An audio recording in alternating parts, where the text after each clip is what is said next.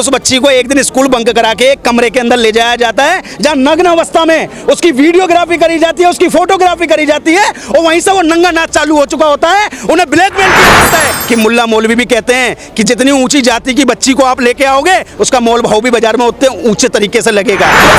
अरे नीलेबाज नहीं है, लोंडियाबाज है। रोहिणी गावड़ी से पूछ सकते हो आप। पॉपुलेशन को लेकर के हिंदुओं की जो पॉपुलेशन है वो घटती जा रही है और एक तबके की पॉपुलेशन बढ़ती जा रही है। आपने आजादी के बाद से देखा जब कांग्रेस वालों ने अनेकों बार इस लोकतंत्र की हत्या को करा था, तो एक बार लोकतंत्र की हत्या होकर अगर हिंदुओं के पक्ष में कोई बात हो जाती हो तो क्या गलत है? राहुल भैया, लव जिहाद के मुद्दे को लेकर देश में अभी तक कोई कानून नहीं बना है। हालांकि हम देख रहे हैं कि केसेस लव जिहाद के बढ़ते ही जा रहे हैं, तो इस पे आप क्या चाहते हैं कि सरकार को क्या एक्शन लेना चाहिए? देखिए, सरकार को एक्शन लेने की जरूरत नहीं है, रिएक्शन करने की जरूरत है मैडम। क्योंकि आज ये देखिए ना कि लव जिहाद के नाम पर इतनी बच्चियों का साथ शोषण हो गया, उनकी हत्याएं कर दी गई। आज सरकार क्यों सो रही है? आज मैं किसी सरकार का विरोध नहीं करता, लेकिन जिस सरकार को मैंने चुना है उनसे लेना भी मेरा हक बनता है। आज मैं माननीय प्रधानमंत्री जी से, अपने प्रदेश की मुख्यमंत्री जी से और जितने मेरे भाजपा के चुनकर जो विधायक आए हुए हैं, क्योंकि मैं आम आदमी पार्टी के विधायकों को विधायक नहीं मानता, क्योंकि वो हमारी सुनेंगे भी नहीं, क्योंकि उन्हें मुल्ला मौलवियों का वोट चाहिए।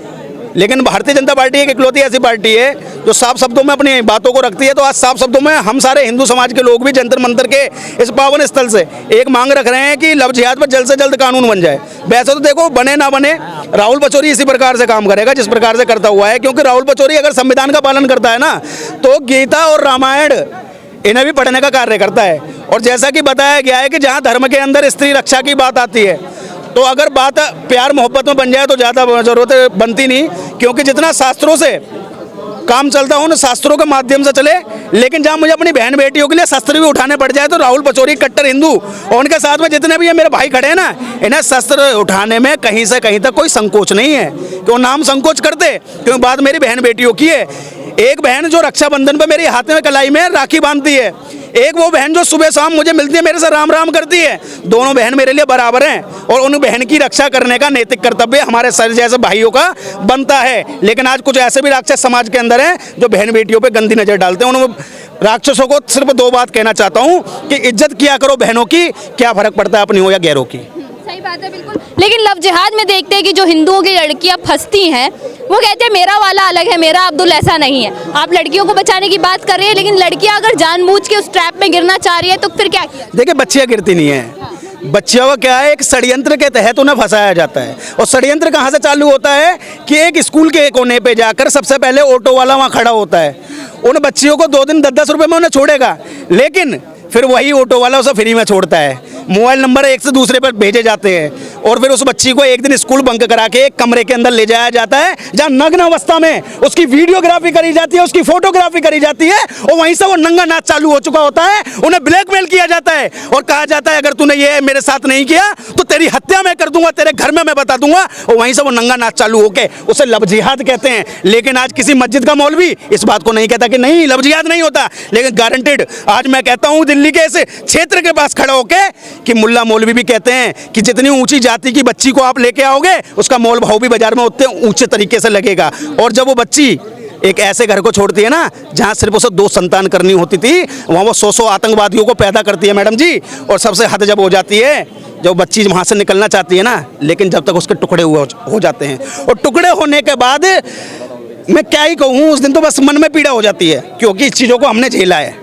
आज मुझे गर्व इस बात का है कि जब कोई सड़क से बहन निकलती है ना, तो उस बहन पर गंदी नज़र नहीं, अपनी बहन समझ के नैतिक कर्तव्य को निभाता हूँ। और उस नैतिक कर्तव्य को निभा के आज मैं आपके चैनल के माध्यम से भी कह रहा हूँ कि दिल्ली के किसी क्षेत्र में कोई बहन बेटी अगर लव जिहाद में फंसी हुई है, राहुल पचौरी कट्टर हिंदू नाम है, सोशल मीडिया पर सीधे मुझे मैसेज करो, मैं नहीं पहुंचूंगा, लेकिन उस क्षेत्र के हिंदूवादियों को आपके घर तक जरूर पहुंचाऊंगा।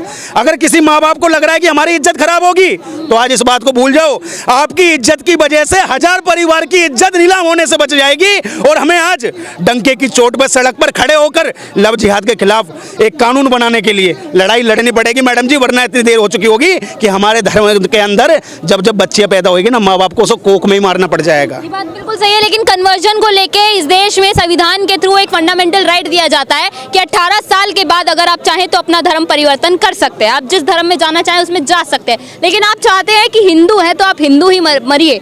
ये बात सही भी है कि अगर आप हिंदू पैदा हुए तो हिंदू ही मरिए, लेकिन जो लव जिहाद जैसे केसेस में फंस रहे हैं, जो लड़कियों के रेट लगा रहे हैं और स्पेशली मौलाना मदरसों में जो फंडिंग जा रही है वो कहाँ से जा रही है? जा तो कहीं ना कहीं हिंदू मंदिरों से ही रही है ना टैक्स के रूप में। देखिए, आज कानून में बदलाव होने की ज़रूरत है, आज संविधान का संशोधन होने की ज़रूरत है, क्योंकि जो संशोधन पे बात आती है तो कहते हैं कि लोकतंत्र की हत्या है।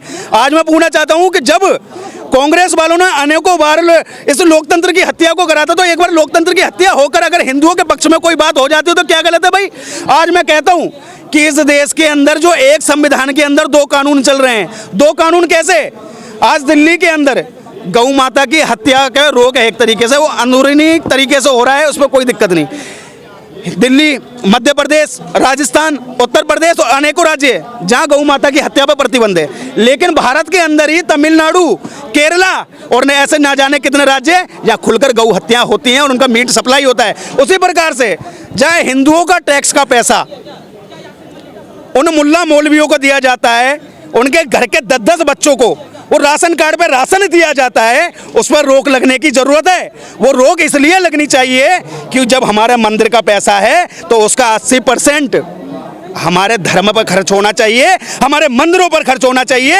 अन्यथा रिजल्ट क्या निकलता है वो आप खुद देख लीजिए कि अभी वैष्णो देवी के जो फंडिंग एक कॉलेज में हुआ करती थी, वहाँ उन मुल्ला मुलायम को, ऐसा लोगों को, उनके बच्चों को तुमने वो सीटें दे दी। क्यों भाई? जब पैसा हमारा है, हिंदुओं का पैसा है, हिंदू उन्हें दान करता है, तो सारी चीजें हिंदुओं के पक्ष में होनी जरूरी है। अन्यथा ऐसा होता नहीं है तो हम सड़कों पर उतरेंगे और उसका हम खुलकर विरोध करेंगे। आप कह रहे हैं हिंदुओं के पक्ष में होनी चाहिए, लेकिन पॉपुलेशन को लेकर के हिंदुओं की जो पॉपुलेशन है वो घटती जा रही है और एक तबके की पॉपुलेशन बढ़ती जा रही है। आपने आज़ादी के बाद से देखा होगा। बिल्कुल, हमने देखा हुआ है, सब कुछ देखा हुआ है, लेकिन आज देश के अंदर जनसंख्या नियंत्रण कानून को लेकर सबसे पहले रोक लगनी चाहिए, और अगर रोक नहीं लगती है तो हम जनसंख्या नियंत्रण कानून पर भी जल्द ही एक आंदोलन करेंगे और खुलकर खुले मंच से हम इसका विरोध करेंगे कि समय रहते अगर सारी चीज़ें ठीक होती है तो ठीक, वरना एक जन आंदोलन फिर दोबारा इसी सड़क पे माध्यम से हम कर सरकार को सचेत करेंगे और सरकार से हम कहेंगे कि जो सोई हुई निंद्रा में आप सो रहे हो उससे जागने की जरूरत है, क्योंकि ये हिंदुओं का स्थान है। यहाँ भारत का जब बंटवारा हुआ था एक धार्मिक आधार पर हुआ था, उसके बाद क्या हुआ आपने भी देखा, एक माइनॉरिटी कैसे मेजोरिटी बनकर लगातार हिंदुओं शोषण भी कर रही है, हिंदुओं की हत्याएं भी कर रही है।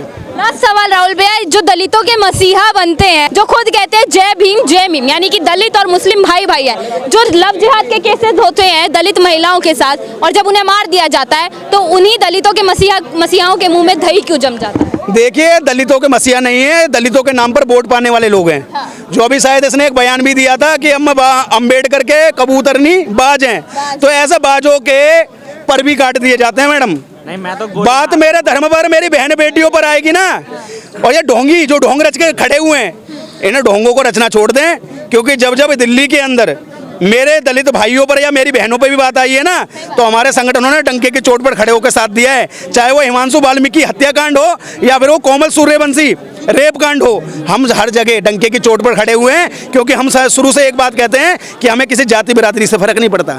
हमें फर्क इस बात से पड़ता है कि हमारा हिंदू परिवार जब जब शोषण होगा, किसी की हत्याएं की जाएगी, वहाँ पर डंके की चोट पर हम जैसा व्यक्ति खड़ा होगा और खुलकर अपनी बात को बुलंद करेगा और ऐसे ही जिहादी मानसिकता के मुंह पर हमेशा तमाचा मारने का कार्य करेगा। क्या कहेंगे उन दलितों के मसीहाओं के लिए जो अभी कुछ दिन पहले तो संसद के बाहर एक पोस्टर लेकर बैठे थे पोल्यूशन के लिए, लेकिन आज जब बांग्लादेश में भी हिंदुओं को मारा जा रहा है तब उनके मुंह से आवाज़ नहीं निकलती, और जब दलितों की बेटियों को लव जिहाद में फंसाकर मार दिया जाता है तब भी आवाज़? मैडम देखिए, जिनको आपने बोला ना नीलेबाज, अरे नीलेबाज नहीं है, लोंडियाबाज है। रोहिणी गावड़ी से पूछ सकते हो आप, ठीक है? चश्मदीद गवाह है, आए दिन इनकी एस्तेसी मारती रहती है वो सोशल मीडिया पर, तो इसको बताने की जरूरत नहीं है कौन कबूतर है कौन बाज है, सब साले लोंडियाबाज है। यकीन आए रोहिणी गावड़ी से पूछ लेना।